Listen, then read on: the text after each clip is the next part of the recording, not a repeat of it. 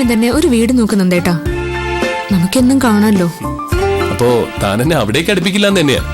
കൂടുതൽ നിർബന്ധിച്ചാലേ എനിക്ക് പിന്നെ ഒന്നും പറയാൻ പറ്റാതെയാവും. അത് വിട് പ്ലീസ്. അങ്ങനെ വിടുമെന്ന് കരുതണ്ട. ഞാൻ പോട്ടെ. പൊയ്ക്കോ. എന്നെ കുറ്റപ്പെടുത്തുകയല്ലേ? അതിനുള്ള പ്രായശ്ചിത്തം ചെയ്തിട്ട് എന്താ? എങ്ങനെയാ പ്രായശ്ചിത്തം ചെയ്യണ്ടേ?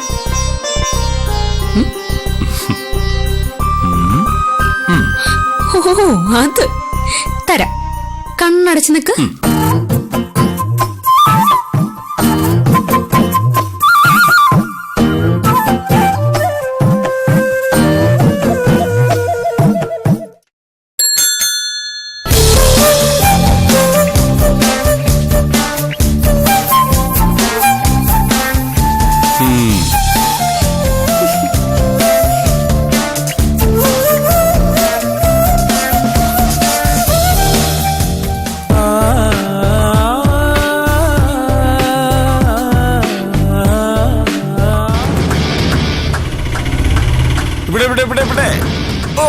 നാട്ടു പോയി.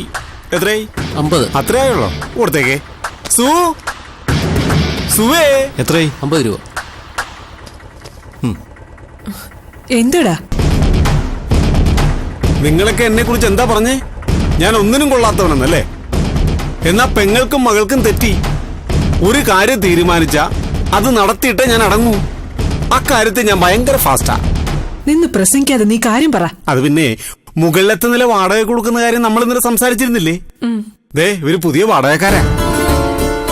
ബാച്ചിലേഴ്സിന് കൊടുക്കില്ല, ഫാമിലിക്ക് കൊടുക്കുള്ളൂ എന്ന് പ്രസന്ന മാമ തന്നെയല്ലേ പറഞ്ഞത്? പിന്നെന്തിനാ? ഇവർക്ക് ഫാമിലിയൊക്കെ ഉള്ളതാ. ഇടയ്ക്ക് വന്നവര് താമസിക്കുകയും ചെയ്യും. ദേ നോക്കിയേ, നല്ല തറവാടികളാ. ക്ഷമിക്കണം, സ്ത്രീകൾ മാത്രം താമസിക്കുന്ന വീടാ ഇത്. അതുകൊണ്ട് തന്നെ മുകളിലത്തെ നില ഞങ്ങള് ബാച്ചിലേഴ്സിന് കൊടുക്കില്ല, ഫാമിലിക്കേ കൊടുക്കൂ.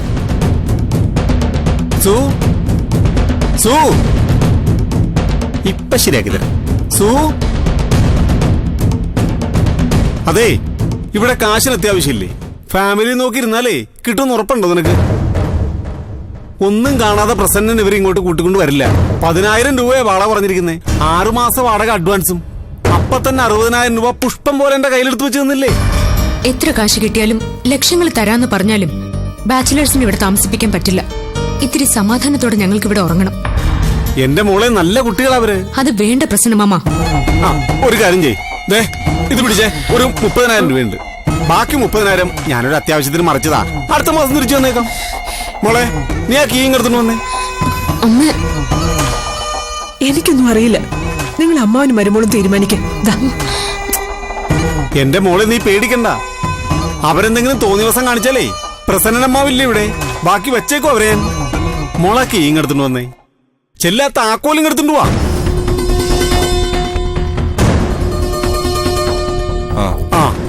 അതെ, എന്റെ പെങ്ങളും മരുമകളുവാ. ഇത്തിരി പിടിവാശിക്കാരാ. ഞാൻ എല്ലാം പറഞ്ഞ് ക്ലിയർ ചെയ്തിട്ടുണ്ട്. പിന്നെ നിങ്ങളുടെ ഭാഗത്ത് യാതൊരു പ്രശ്നം ഉണ്ടാകാൻ പാടില്ല. പ്രശ്നം ഉണ്ടാവില്ല. മോളെ കീ എടുത്ത്. കുറച്ച് ദിവസമായിട്ട് അടച്ചിട്ടിരിക്കല്ലേ? വാ, നമുക്കൊന്ന് ക്ലീൻ ചെയ്തിട്ട് വരാം. എനിക്കൊന്നും പറ്റില്ല. പ്രസന്ന മാമ തനിയെ പോയി ക്ലീൻ ചെയ്താൽ മതി. ഞാനോ? ശരി, വാ, ഞാൻ പിടിക്കാം. അല്ലെങ്കിൽ നിങ്ങൾ തന്നെ പിടിച്ചോ. നടു അത്ര ശരിയല്ല. കർക്കിടകത്തിലൊന്ന് തിരുമ്മിക്കണം. കൊള്ളാല്ലേ? നമുക്ക് നോക്കാം. ഇവരിങ്ങ് എത്തിയില്ലേ? കേറി വാ മക്കളെ.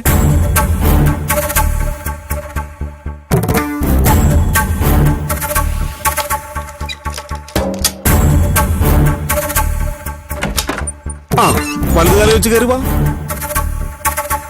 ഇതാണ് നമ്മുടെ വീട്. പിന്നെ താഴത്തെ പ്രശ്നം ഓർത്ത് നിങ്ങൾ വിഷമിക്കണ്ട. ഞാനില്ലേ ഇവിടെ. ഇവിടെ എന്ത് നടക്കണം നടക്കണ്ടെന്ന് തീരുമാനിക്കുന്ന ഈ പ്രസന്നനാ. താക്കോല്. അല്ല ചേട്ടാ, ഫുഡിന്റെ കാര്യം എങ്ങനെയാ? നമ്മൾ പറഞ്ഞ പോലെ തന്നെയല്ലേ? ചേച്ചിയുടെ മുഖം കണ്ടിട്ട് ഭക്ഷണം പോയിട്ട് വെള്ളം പോലും കിട്ടുമെന്ന് തോന്നില്ല. എടാ, അതൊക്കെ ഞാനിവിടെ ഇല്ലേ? നിങ്ങൾക്ക് എന്നെ വിശ്വാസമില്ലേ? എല്ലാം നമ്മൾ പറഞ്ഞ പോലെ തന്നെ. മാസം 5,000 രൂപ. അത് മറക്കരുത്. Homely food ready. ഓക്കെ? ഇവിടെ അല്പം ചെറിയ ചെറിയ പൊടികളൊക്കെ ഉണ്ടാവും. നിങ്ങളത് ക്ലീൻ ചെയ്തേക്കണം. ശരി എന്നാ. ഓക്കെ, ശരി. നമുക്ക് പിന്നെ കാണാം. ആയിക്കോട്ടെ.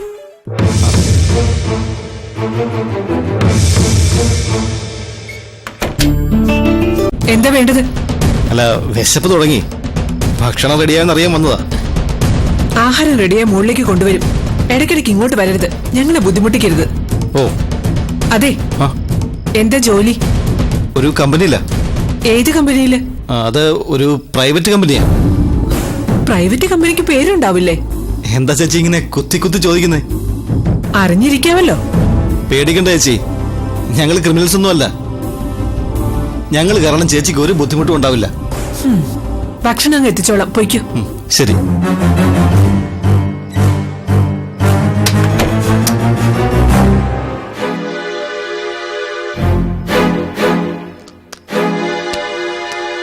അമ്മേ, ഇത് നമുക്കൊരു വലിയ ബാധ്യതയാണ്. നമുക്ക് മാത്രമാണെങ്കിൽ പേരിന് എന്തെങ്കിലും ഉണ്ടാക്കിയാൽ മതി.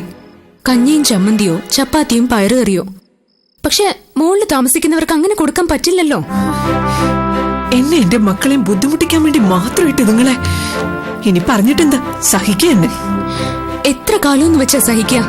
പ്രസന്ന മാമ പറയുന്നതെല്ലാം അമ്മ സമ്മതിച്ചു കൊടുക്കുന്നതുകൊണ്ടാ. നമുക്കൊരു തരത്തിലും ബുദ്ധിമുട്ടുണ്ടാക്കാതെ അവരവിടെ താമസിച്ചോട്ടെ. പക്ഷെ ഫുഡ് തരാൻ പറ്റില്ലെന്ന് അമ്മ അവരോട് പറയണം. ഞാൻ എങ്ങനെയാ മോളെ? പ്രസന്നൻ അവരുമായിട്ട് കരാർ ഉറപ്പിച്ചതല്ലേ? വാക്കാലുള്ള കരാറല്ലേ, അല്ലാതെ വായിക്ക് രുചിയായി എന്തെങ്കിലും വെച്ചുണ്ടാക്കി തരാന്ന് രേഖാമൂലം എഴുതി കൊടുത്തിട്ടൊന്നും ഇല്ലല്ലോ. പറയാൻ അമ്മയ്ക്ക് മടിയാണെങ്കിൽ ഞാൻ പറഞ്ഞോളാം. മോളെ വേണ്ട, പ്രസന്നന്റെ കൈ കൊടുത്തുവിടാ, എന്നിട്ട് അവനോട് പറയാം. പ്രസന്ന മാമ ഇവിടെ എങ്ങും ഇല്ല, അപ്പ പോയതാ.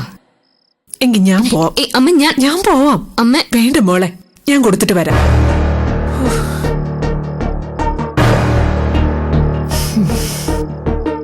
Cheers.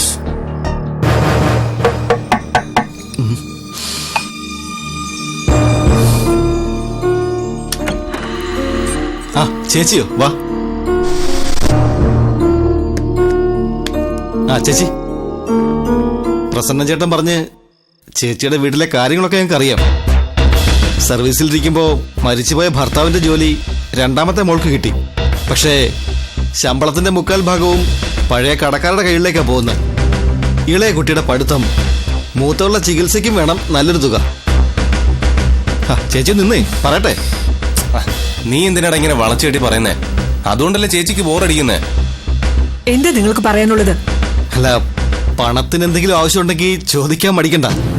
കടം വാങ്ങിക്കാറില്ല എന്നൊന്നും പറയുന്നില്ല. തീരെ നിവൃത്തിയില്ലാതെ വന്നാൽ വാങ്ങിക്കാറുണ്ട്. അത് അത്രയ്ക്ക് അടുപ്പുള്ളവരിൽ നിന്ന് മാത്രം. സഹായിക്കാന്ന് പറഞ്ഞല്ലോ, ആ നല്ല മനസ്സിന് നന്ദി. ഒന്നും വേണ്ട. കടമായിട്ടല്ല ചേച്ചി, പരസ്പരം ഒരു സഹായം. ഒരു പാല് വിട്ട അങ്ങോട്ടും ഇങ്ങോട്ടും വേണമല്ലോ, അത്രേ ഉദ്ദേശമുള്ളൂ.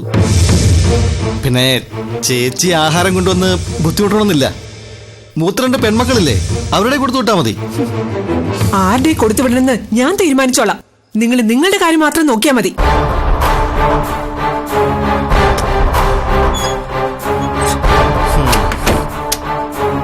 പാവാണെന്നാ കരുതിയത്. അല്ല മോനെ, തന്റെടിയാ, സൂക്ഷിക്കണം. എന്തായാലും 3 പെറ്റതാണെന്ന് പറയത്തില്ല.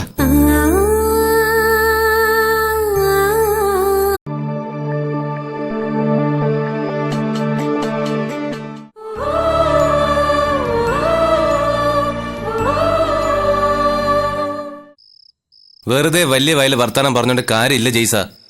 ഗായത്രി നിനക്ക് ഒന്നും ചെയ്യാൻ കഴിയില്ല. നമ്മള് കൊടുത്ത കാശ് തന്നിട്ട് ഈ നിമിഷം ഇറങ്ങണമെന്ന് പറഞ്ഞ ആ നിമിഷം ഇവിടുന്ന് പെട്ടിയെടുത്ത് ഇറങ്ങേണ്ടി വരും. അതിന് ഗായത്രി അല്ലല്ലോ എന്റെ ഈര. പിന്നെ ആ വട്ടത്തി അവളാവുമ്പോ ഒച്ച വെച്ച ആളെ കൂട്ടുന്ന പേടി വേണ്ട. ഗായത്രിയെക്കാളും കാണാനും നല്ലത് അവളാ. എന്തുകൊണ്ടും ഗൗരിയ സേഫ്. ഇവിടുന്ന് പോകുന്നതിന് മുമ്പ് ഞാൻ ആ ഭ്രാന്തി പെണ്ണിനെ ഒന്ന് സ്നേഹിക്കും മണി.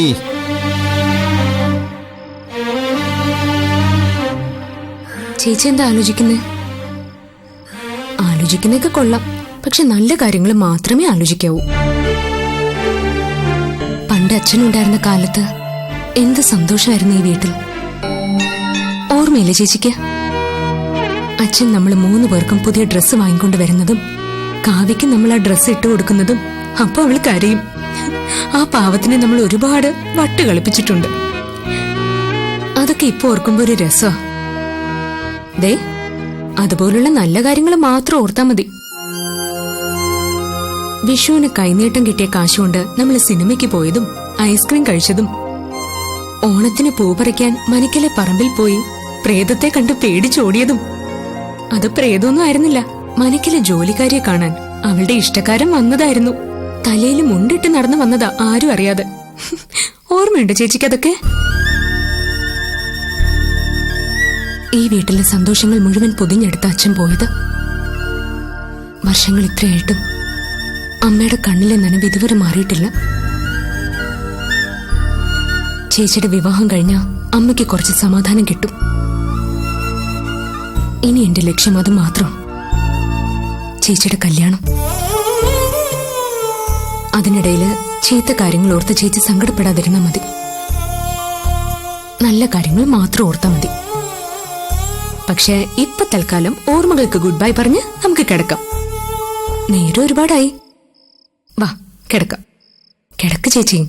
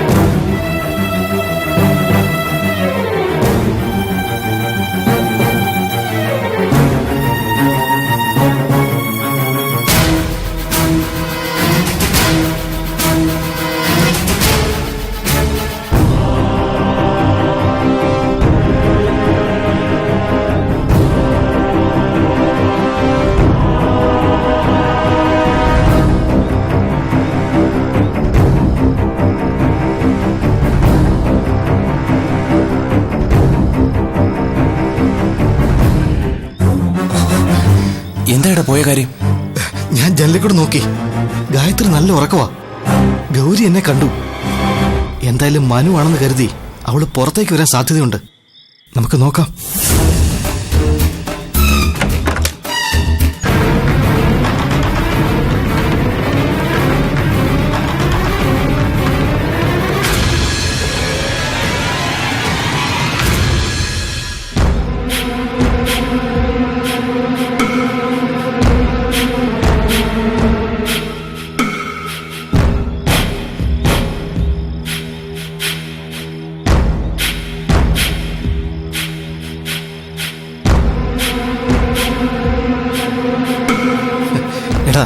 ഞാൻ പറഞ്ഞതുപോലെ അവള് വന്നത് കണ്ടോ? കൂടെ മറ്റാരും ഇല്ലാത്ത സ്ഥിതിക്ക് ആരും അറിഞ്ഞിട്ടുണ്ടാവില്ല. ഞാൻ ഇപ്പൊ വരാം. വേണ്ട,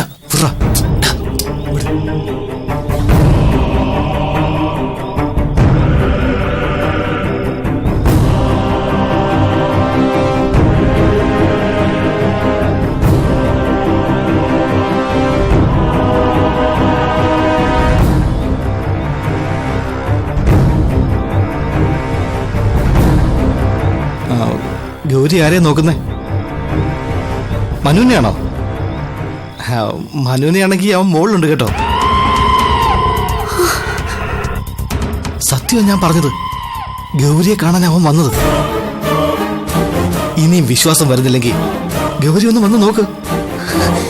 ഉറങ്ങുന്നവരെ വിളിച്ച് ശല്യപ്പെടുത്തണമെന്ന് പറഞ്ഞ് അവനെ ഞാനാ മുകളിലേക്ക് കൂട്ടിക്കൊണ്ടുപോയത്. അവൻ എന്റെ ഫ്രണ്ടാ. ഇനിയും വിശ്വാസം വരുന്നില്ലെങ്കിൽ ഗൗരി വന്ന് നോക്ക്. ഇത്രയും ദിവസം ഗൗരിയെ പിരിഞ്ഞിരുന്നതിന്റെ വിഷമത്തിൽ കാത്തിരിക്കുവോ പാവം. വാ.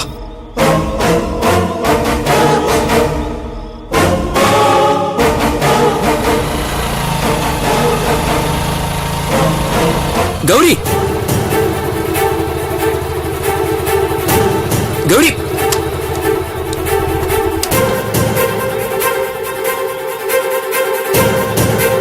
ഗൗരി എന്താ ഇത്? ഗൗരി എന്തിനാ ഇവിടെ? നീ ഇതിലിടപെടണ്ട. ഗൗരി വന്നേ. ഹേയ്, ഗൗരി ഇങ്ങ് വരാനാ നീ പറഞ്ഞു. എന്താ പറഞ്ഞേ മനസ്സിലാവില്ലേ?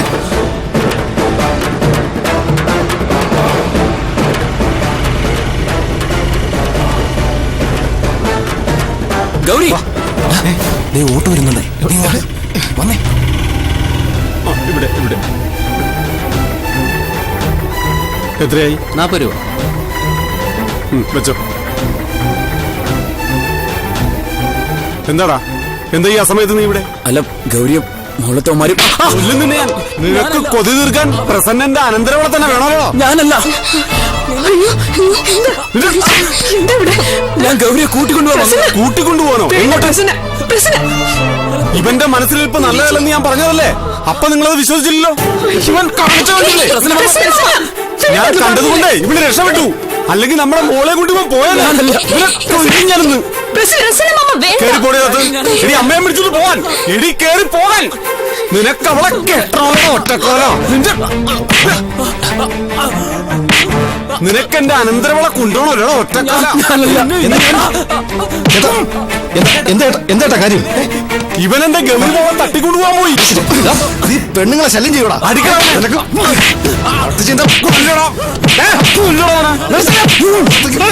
ശല്യം ചെയ്യാൻ ഇറങ്ങിയിരിക്കും.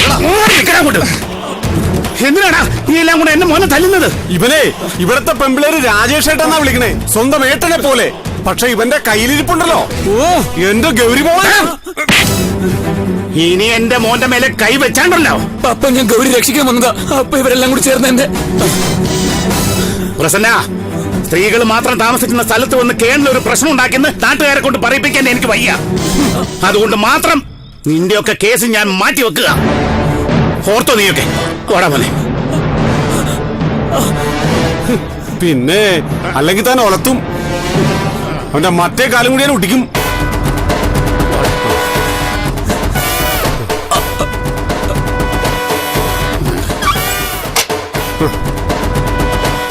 കുറെ കാലായി ശരീരം ഒന്ന് അനങ്ങിയിട്ട്.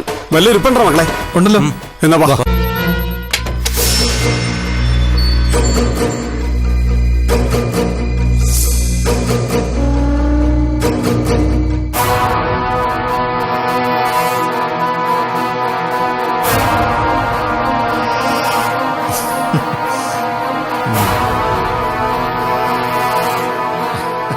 പ്രസന്ന ചേട്ടനെ കൊണ്ട് ആശുപത്രിയിൽ പോയിരിക്കുന്ന ആ തള്ളയും കാണലും തിരിച്ചു വരാൻ കുറച്ച് സമയം എടുക്കും. ഗായത്രി നേരത്തെ ജോലിക്ക് പോയി. അവളും ഇപ്പോഴൊന്നും തിരിച്ചു വരില്ല. പിന്നെ ഏറ്റവും ഇളയ കൊച്ച് ഇപ്പൊ സ്കൂളിലേക്ക് പോയതേ ഉള്ളൂ. അതുകൊണ്ട് താഴെ ആ ഭ്രാന്തി പെണ്ണ് മാത്രമേ ഉള്ളൂ. നീ വെറുതെ പ്രശ്നം ഉണ്ടാക്കല്ലേ. ഇന്നലെ നിനക്ക് കിട്ടേണ്ടതല്ല ആ കേണലിന്റെ മോന് കിട്ടിയത്. വീണ്ടും അതുപോലൊരു ഭാഗ്യം കിട്ടണമെന്നില്ല. എടാ, എന്നും ഭാഗ്യം എന്റെ കൂടെ നിന്നിട്ടേ ഉള്ളൂ. ഇതേ നല്ലൊരു ചാൻസാ. ഇനി കിട്ടിയെന്ന് വരില്ല. നീ വാ. വേണ്ട ജീസ, നീ പേടിക്കണ്ട. ആ ഭ്രാന്തി പെണ്ണ് ആരോടും ഒന്നും പറയാൻ പോകുന്നില്ല. ഒച്ച വെച്ചാലോ? അപ്പുറം ഇപ്പുറം വീടൊക്കെ ഉള്ളതാ. ഒച്ച വെക്കണമെങ്കിലേ കുറച്ചെങ്കിലും സ്വബോധവും തിരിച്ചറിവൊക്കെ വേണ്ടേ? എനിക്ക് ധൈര്യമില്ല.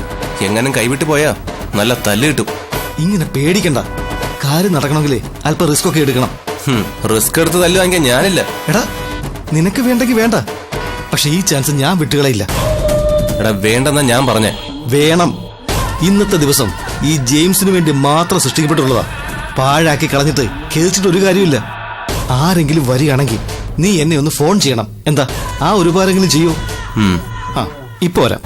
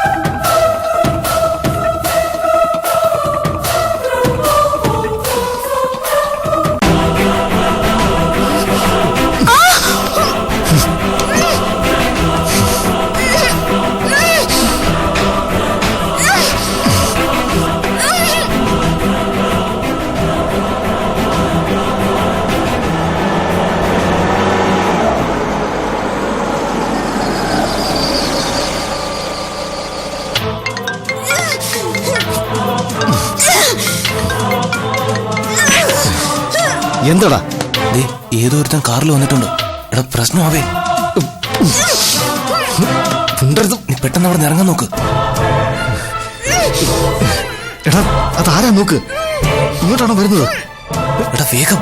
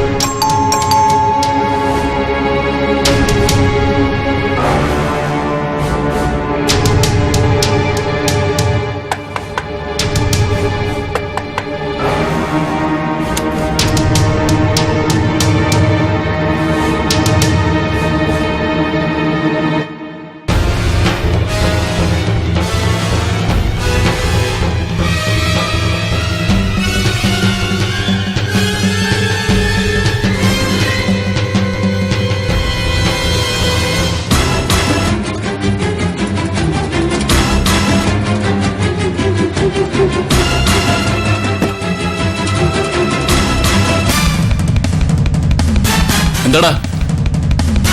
ഏയ് ഒന്നുമില്ല. ഒന്നുമില്ലേ?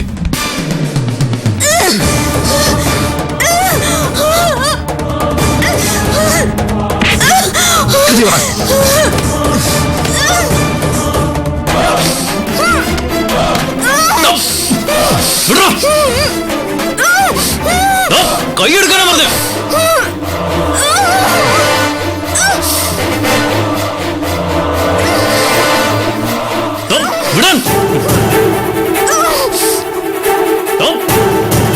മര്യാദയ്ക്ക് വിടാനാ പറഞ്ഞത്. ഞാനിപ്പോ പോലീസിനെ വിളിക്കാം.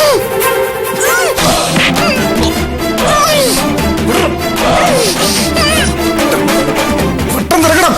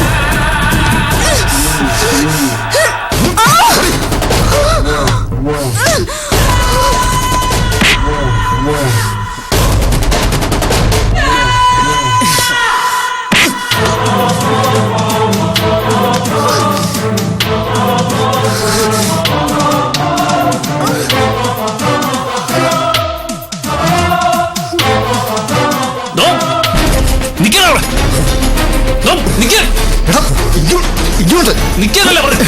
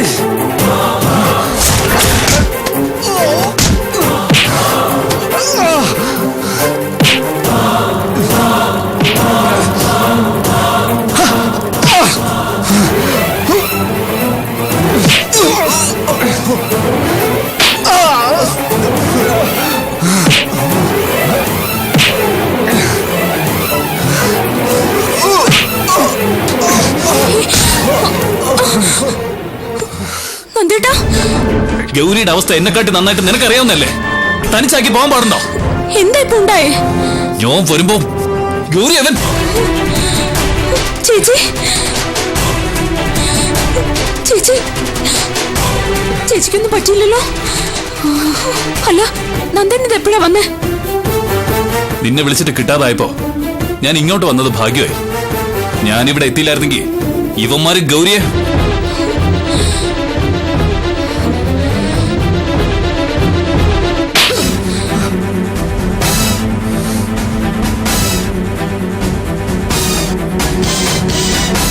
ഇവിടെ അനാവശ്യമായി പെരുമാറരുതെന്ന് വാർണിംഗ് തന്നിരുന്നല്ലേ? ഇനി ഒരു നിമിഷം പോലും നിങ്ങൾ ഇവിടെ നിൽക്കാൻ പാടില്ല. 60,000 രൂപയല്ലേ ഇവരുടെ മാമൻ നിങ്ങളുടെ കയ്യിൽ നിന്ന് വാങ്ങിച്ചത്? 60,000 രൂപയുടെ ക്യാഷ് ചെക്ക് ഇന്നത്തെ ഡേറ്റ് ഇട്ട് കൊടുത്തേക്ക്. ചെക്ക് കൊടുക്ക, അതിനു മുമ്പ് ചെറിയൊരു ഇടപാട് തീർക്കാനുണ്ട്. ചേച്ചി, പണ്ട് നമ്മുടെ അച്ഛൻ പറയാറില്ലേ, ആരെങ്കിലും അനാവശ്യത്തിന് വന്ന കൈയോട് കൊടുത്തേക്കണമെന്ന്, ഇല്ലെങ്കിൽ അവർക്കത് വളമാവുന്നു. കൊടുക്കു ചേച്ചി, ഞാൻ പൊട്ടിച്ചതുപോലെ ഒന്നീ ചെറ്റയുടെ മുഖത്തിട്ട് കൊടുക്ക.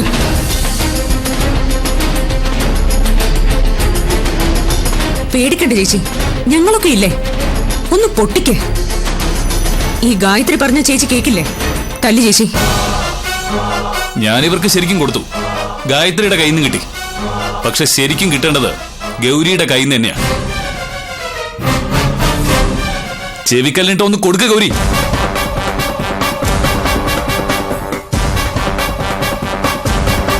ചേച്ചിയോട് പറഞ്ഞിട്ട് ഒരു പ്രയോജനം ഇല്ല നന്ദേട്ടാ. നമ്മൾ പറയുന്നത് ചേച്ചി കേൾക്കുന്നുണ്ടോന്ന് പോലും സംശയം. സ്വബോധം തിരിച്ചു കിട്ടുമെന്ന് തന്നെയാ ഡോക്ടർ പറഞ്ഞത്. പക്ഷേ എപ്പോ എന്നത് ദൈവത്തിന് മാത്രം അറിയാം. ഇവരെ ഞാൻ സെറ്റിൽ ചെയ്തോളാം. ഗൗരി അങ്ങോട്ട് നീ അകത്തേക്ക് പോ. വാ ചേച്ചി.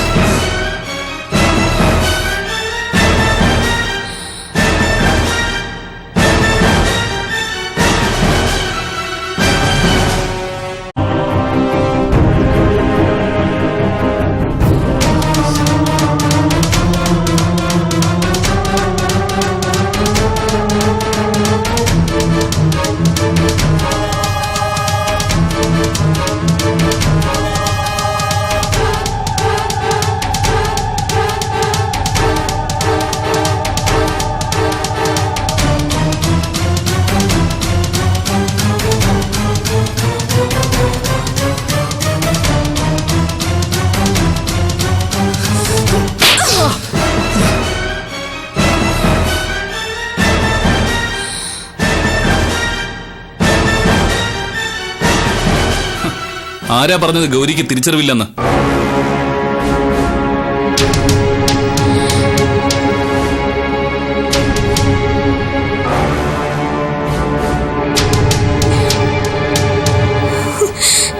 സന്തോഷമായി ചേച്ചി, സമാധാനമായി.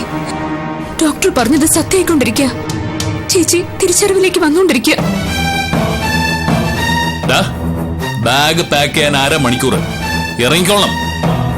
ഇല്ലെങ്കിൽ എല്ലാം വലിച്ചു വാരിട്ടിട്ട് ചവിട്ടി കൂട്ടി ഞാൻ. കേറി പോടാ.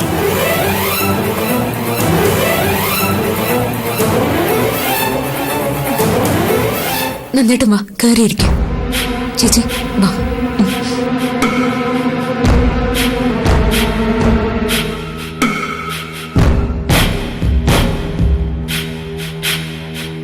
കുറെ ദിവസത്തിന് ശേഷം ഞാനും അമ്മയും ആര് പറഞ്ഞാലും ചേച്ചി അനുസരിക്കില്ലായിരുന്നു.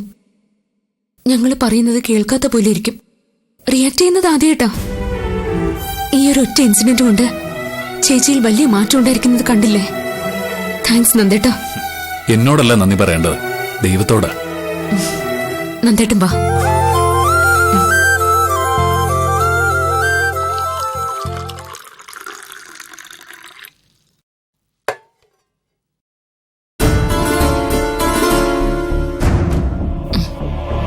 മോക്ക് ചായ വേണോ?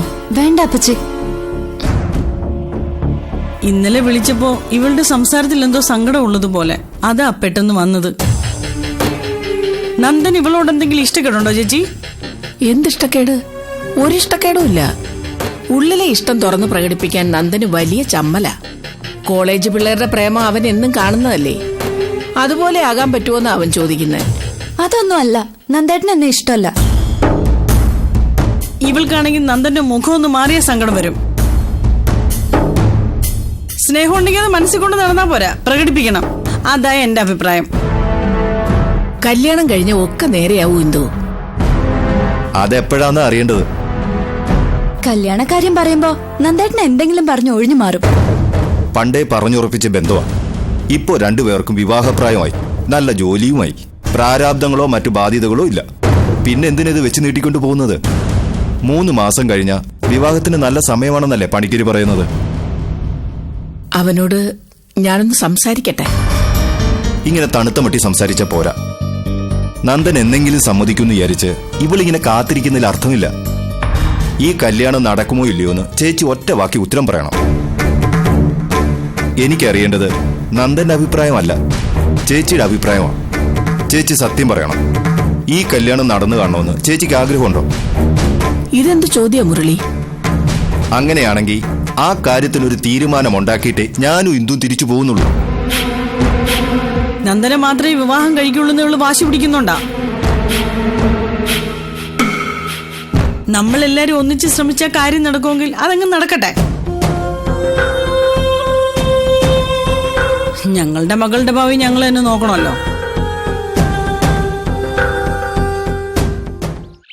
പ്രസന്ന അമ്മയെ കേണലങ്കിള് കൊണ്ടുപോയില്ലായിരുന്നോ? അമ്മ എന്തിനാ ചേച്ചി ഇവിടെ ഒറ്റയ്ക്കാക്കിട്ട് പോയത്?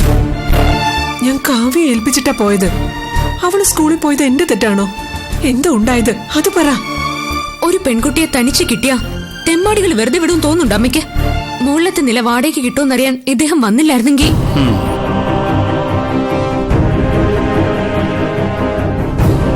കീ കൊടുത്തിട്ട് പോവാൻ നോക്കടാ. ഇവിടെ നടന്ന സംഭവങ്ങൾ മുഴുവൻ ഞങ്ങൾ അറിഞ്ഞു.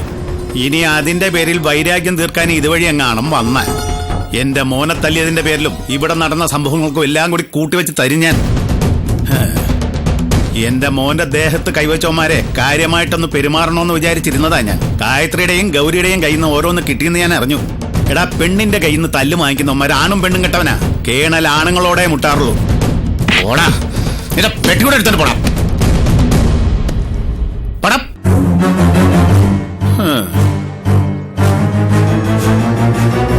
പ്രസന്നമാമ എല്ലാത്തിനും കാരണക്കാരൻ.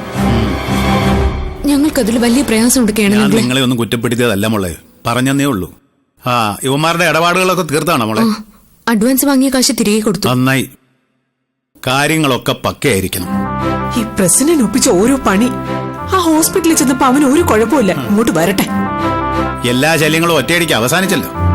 അല്ല മോളെ, ഗൗരിക്ക്